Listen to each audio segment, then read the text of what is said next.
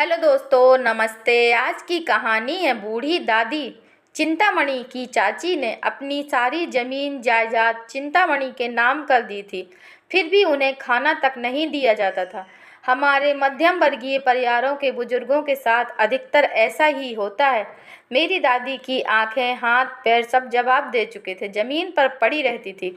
और जब घर वाले कोई बात उनकी मर्जी के खिलाफ करते या बाजार से कोई खाने पीने की चीज़ आती और उन्हें ना मिलती तो वह रोने लगती थी।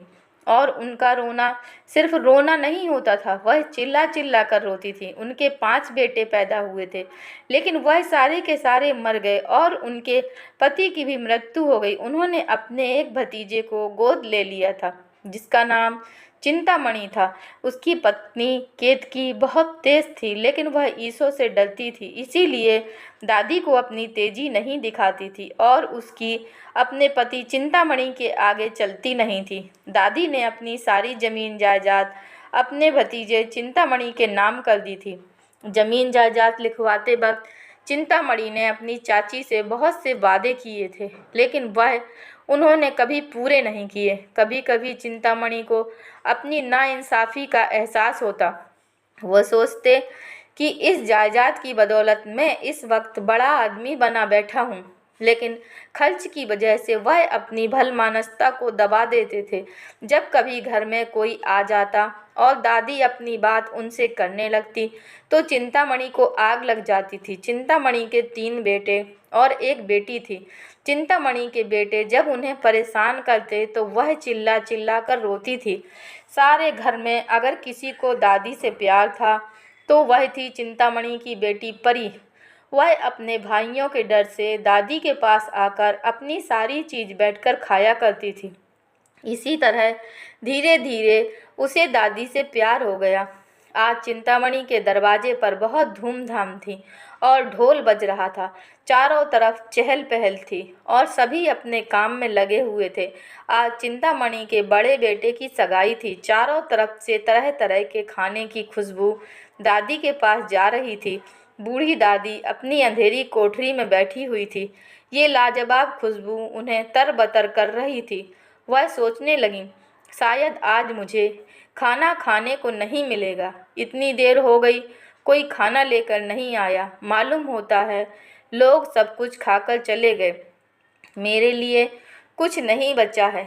यह सोचकर उन्हें रोना आ गया, लेकिन शगुन के टाइम पर वह रो न सकी। आहा, कैसी खुशबू है! अब मुझे कौन पूछता है? जब रोटियों के लाले हैं, मुझे पूरी कचौरी के लिए कौन पूछेगा? मेरे इतने अच्छे भाग कहाँ हैं कि स्वादिष्ट खाना भरपेट मिले। बूढ़ी दादी देर तक इन्हीं ख्यालों में खोई रही। घी और मसालों की खुशबू उन्हें आपे से बाहर किए दे रही थी। मुंह में पानी भर आ रहा था। खाने का जायका उनकी आंखों के आगे नाच रहा था। फूली फूली कचौरियाँ, चलकर देखूं कैसे बनती हैं। यह सोचकर दादी खिसकती हुई हलवाई के पास पहुंच गई और ध्यान से पूरी कचौरी को देखने लगी। उस समय चिंतामणि की पत्नी केतकी अपने काम में लगी हुई थी। उसने जैसे ही दादी को हलवाई के पास बैठे देखा तो वह जल भुन गई और अपना गुस्सा न रोक सकी। केतकी ने यह भी नहीं सोचा कि रिश्तेदार आए हुए हैं, वह क्या कहेंगे। वह दादी पर झपटी और उन्हें दोनों हाथों से झंझोड़ कर बोली, ऐसे पेट में आग लगे, अभी भगवान का भोग नहीं लगा और यह खाने चली आई। यह हमारी नाक कटवा देंगी। जो भी देखेगा यही कहेगा कि हम इस बुढ़िया को खाने को नहीं देते। दादी ने सर नहीं उठाया, न रोई न बोली, चुपचाप रेंगती हुई अपने कमरे में चली गई। दादी को इतना ज़्यादा सदमा लगा था कि उन्हें कुछ समझ में नहीं आया कि वह क्या कहे। खाना तैयार हो गया, आंगन में टेबल लग गए थे, मेहमान खाने लगे। दादी अपनी कोठरी में जाकर पछता रही थी कि मैं वहाँ क्यों गई। उन्हें केतकी पर गुस्सा नहीं था। यह तो सच बात थी कि जब मेहमान खा लेंगे तभी घर वाले खाना खाएंगे। सबके सामने मेरी बेइज्जती हो गई। अब जब तक कि कोई बुलाने नहीं आएगा नहीं जाऊंगी। उन्हें एक एक मिनट, एक एक घंटा मालूम हो रहा था। वह अंदाज़ा लगाने लगी थी, अब तक तो सभी खा चुके होंगे, मुझे कोई बुलाने नहीं आया क्योंकि केतकी मुझसे गुस्सा हो गई है। मैं खुद ही चली जाती हूँ। मैं कोई मेहमान थोड़े ना हूँ। यह सोचकर दादी चलने के लिए तैयार हुई और सोचने लगी, अब जाकर मज़े से स्वादिष्ट भोजन करूँगी, पूरी कचौरी मिठाइयाँ आदि। वह फिर से खिसकती हुई आंगन में आई, मगर हाय री किस्मत, उनका अंदाज़ा गलत निकला। अभी तो सब खाना खा रहे थे। रिश्तेदार कहने लगे, अरे यह बुढ़िया कौन है, देखो किसी को छू ना ले। चिंतामणि ने जब चाची को देखा तो वह गुस्से से आग बबूला हो गया। उन्होंने दादी के दोनों बाहें पकड़ी और घसीटते हुए लाकर उन्हें उस कोठरी में धम से पटक दिया। दादी ने स्वादिष्ट खाना खाने के जो सपने सजाए थे वह सब हवा हो गए। मेहमानों ने खाना खाया, घर वालों ने खाया, लेकिन दादी के ऊपर किसी को तरस नहीं आया, सिवाय परी के। परी बेचारी भोली सीधी लड़की थी। जब उसके पापा ने दादी को घसीटा था तो उसे बहुत बुरा लगा था। परी को यह लग रहा था कि वह कब जाकर दादी को खाना खिला दे, पर वह अपनी माँ से डरती थी। उसने थोड़ा सा खाना चुरा कर छुपा लिया था। रात के 12 बज चुके थे। सभी लोग खाना खाकर सो चुके थे। केतकी आराम से लेटी सो रही थी, लेकिन परी की आंखों में नींद नहीं थी, क्योंकि वह अपनी दादी को भूखा नहीं देख सकती थी। जब परी को यकीन हो गया कि सब अच्छी तरह से सो गए हैं तो वह सोचने लगी कि मैं दादी को खाना कैसे खिलाऊं। वह धीरे से उठी और दादी की कोठरी की तरफ धीरे धीरे बढ़ने लगी। दादी को कुछ भी याद नहीं था। उसे यह लग रहा था कि जैसे किसी ने उसे पहाड़ पर से नीचे फेंक दिया है और वह बेहोश हो गई।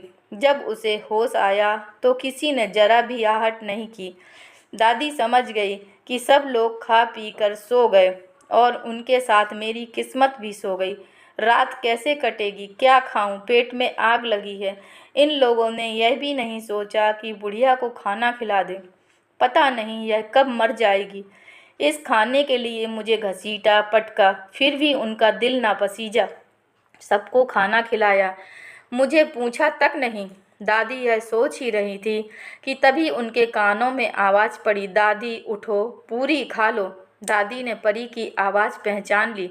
वह झट से उठ गईं और पूरियों पर टूट पड़ी, लेकिन उनका पेट नहीं भरा। दादी ने परी से और पूरियां लाने को कहा, लेकिन परी और पूरियां नहीं ला सकी। तब दादी ने परी से कहा, बेटा मुझे उस जगह ले चलो जहाँ सभी लोगों ने खाना खाया है। परी को कुछ समझ में नहीं आया कि दादी ऐसा क्यों कह रही है। दादी वहाँ गई जहाँ सबने खाना खाया था और सबकी जूठी प्लेटों में से बचा जूठा खाना खाने लगी। ठीक उसी वक्त केतकी की आँख खुल गई और उसने दादी को जूठा खाना खाते हुए देखा तो वह सन्न रह गई। केतकी सोचने लगी कि एक ब्रह्माणी दूसरों की जूठी प्लेटों में से खाना खाए, इससे ज़्यादा बुरी बात क्या हो सकती है। मैं कितनी पापी हूँ। केतकी की गर्दन शर्म से झुक गई। वह तुरंत भंडार गृह में गई और वहां से एक थाली सजा कर लेकर आई और उसने तुरंत अपनी चाची सास को दी और उनसे माफ़ी मांगी। दादी खाना पाकर खुश हो गई और सब कुछ भूलकर एक छोटे बच्चे की तरह खाने पर टूट पड़ी और केतकी को दुआएं देने लगी। दोस्तों, अगर यह कहानी आपको पसंद आई है तो कृपया लाइक कीजिए, शेयर कीजिए और चैनल पर नए हैं तो कृपया चैनल को सब्सक्राइब कीजिए। धन्यवाद।